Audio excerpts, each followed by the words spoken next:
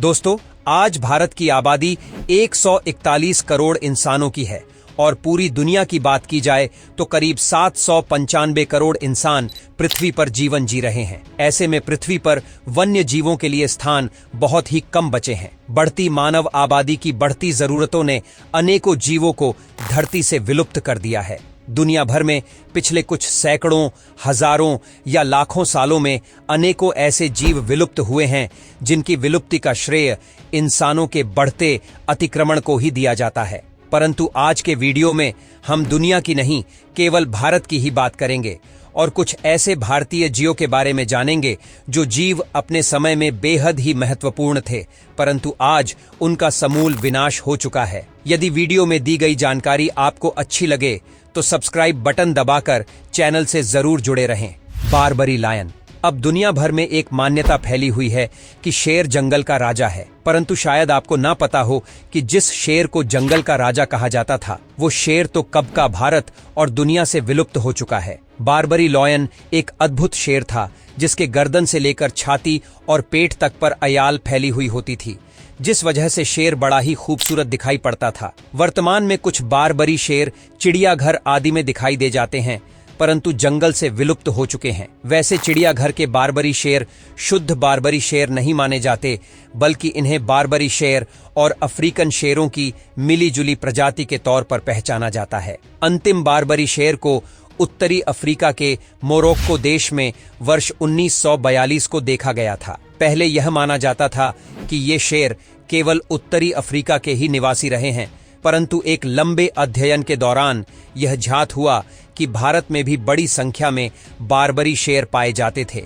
ये शेर न सिर्फ राजस्थान और गुजरात से लेकर मध्य प्रदेश तक में फैले हुए थे, बल्कि भारत में बारबरी शेरों के निवास के सबूत उत्तराखंड एवं हिमाचल के पहाड़ी इलाकों में भी खोजे गए हैं। माना जाता है कि बारबरी शेर 12वीं से 13वीं शताब्दी के दौरान ही भारत से विलुप्त हो गए थे। असल में बारबरी शेर बड़े पैमाने पर इंसानों का शिकार करने लगे थे, जिस वजह से इंसानों ने अपने तीर भालों के इस्तेमाल से इन शेरों को समाप्त कर दिया। वैसे अफ्रीका में बारबरी शेरों को 19वीं और 20वीं शताब्दी तक भी देखा जा सकता था, परंतु आज ये शेर पूरी दुनिया में कहीं भी नहीं पाए जाते। ओराक। दोस्तों, भारत में गाय को बेहद ही पवित्र माना जाता है। एक अंदाजे के अनुसार गाय वो पहला जीव है जिसे हमने दूध हेतु पालना शुरू किया था, परंतु वैज्ञानिक तौर पर मिले प्रमाण ये सिद्ध करते हैं कि दूध उत्पादन के लिए असल में हमने गायों को नहीं, बल्कि ओराक नामक चौपाया जानवर को सबसे पहले पालतू बनाया था। वैसे ओराका वर्तमान गायों के साथ सीधा संबंध है। माना जाता है कि ये ओराक असल में गायों का पूर्वज जानवर रहा है, जिसके पालतू बनाने के सबूत सिंधु घाटी के सभ्यताओं में भी मिल जाते हैं और ओराक के सिंह काफी बड़े, फैले हुए एवं आगे की ओर झुके हुए होते थे। इस जानवर के अनेकों चित्र हड़प्पा संस्कृति में खोजे जाते रहे हैं। ओराक अंतिम अवशेष भारत में करीब 3200 वर्ष पुराने हैं। ये जीव अफ्रीका से लेकर यूरोप और पूरे एशिया में फैला हुआ था। ऐसे में इसकी विलुप्ति काफी हैरान करती है।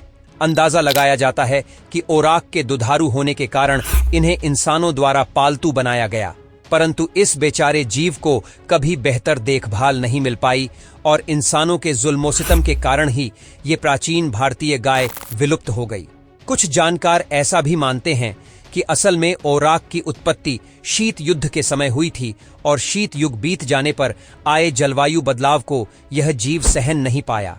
वहीं एक मान्यता यह भी है कि ओराक ने जलवायु परिवर्तनों के हिसाब से खुद में बदलाव किए और वर्तमान भारतीय गाय असल में ओराक का ही बदला हुआ रूप है। चीता।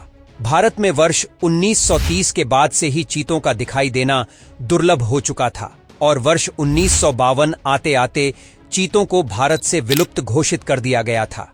चीतों की विलुप्ति का सीधा कारण भारत में शासन करने वाले राजा महाराजाओं और ब्रिटिश हुकूमत को माना जाता है, जिन्होंने खुद को बहादुर साबित करने के लिए चीतों का बड़े पैमाने पर शिकार किया। हालांकि भारत में वर्ष 1922 से चीतों का पुनर्वास कार्यक्रम शुरू हो चुका है और ऐसा लगता है कि उलटफेर उन चुनौतियों के बावजूद भी यह कार्यक्रम अब सफलता की राह पर चल पड़ा है।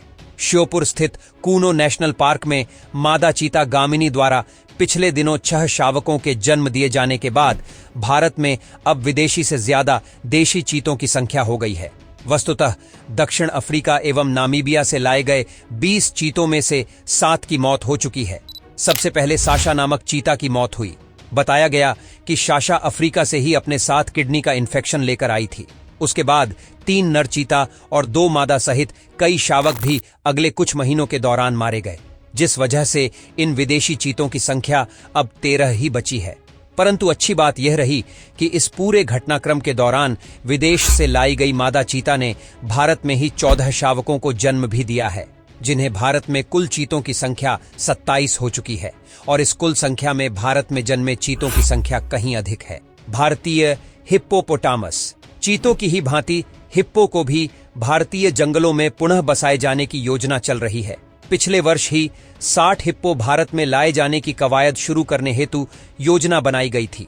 यह hippo drug smuggler Pablo Escobar के प्राइवेट चिड़ियाघर में रहे हिप्पो के ही वंशज है। इस कारण से इन्हें कोकीन हिप्पो कहा जाता है। असल में पाब्लो एस्कोबार कोलंबिया के बेहद अमीर ड्रग डीलर थे, जिन्हें दुनिया का सबसे बड़ा अपराधी माना जाता है। यह दावा किया जाता है कि पाब्लो के पास इतनी दौलत थी कि वह सर्दियों के मौसम में आग तापने के लिए लकड़ियां नहीं बल्कि नोटों की गड्डियां जलाते थे। पाब्लो को जानवरों का बहुत शौक था और उनका अपना व्यक्तिगत चिड़ियाघर भी था। वर्ष 1993 के दौरान पुलिस मुठभेड़ में पाब्लो की मौत हो चुकी है और फिलहाल उनके चिड़ियाघर में मौजूद हिप्पो को ही भारत में स्थानांतरित करने की योजना है। इस योजना में $35 लाख का खर्च आएगा। वैसे भारत के जंगलों में हिप्पो करीब 9000 वर्षों पहले ही विलुप्त हो चुके हैं, जिसका कारण बदलते जलवायु और पानी एवं दलदली क्षेत्र पर मानव अतिक्रमण को माना गया है। हालांकि वर्तमान में भारतीय चिड़ियाघरों में अफ्रीकन हिप्पो को देखा जा सकता है। जाइगेंटोपिथेक्स। दोस्तों, माना जाता है कि किसी एक ग्रह पर एक ही प्रजाति का राज्य कायम रह सकता है। जैसे कि पृथ्वी पर इंसानों का राज्य चलता है, बाकी सभी जीवों को हमने उनके रहने के ठिकानों से खदेड़ रखा है। इंसान होमिनिन प्रजाति का जीव है। होमिनिन प्राइमेट समूह के अंतर्गत आने वाली एक प्रजाति है।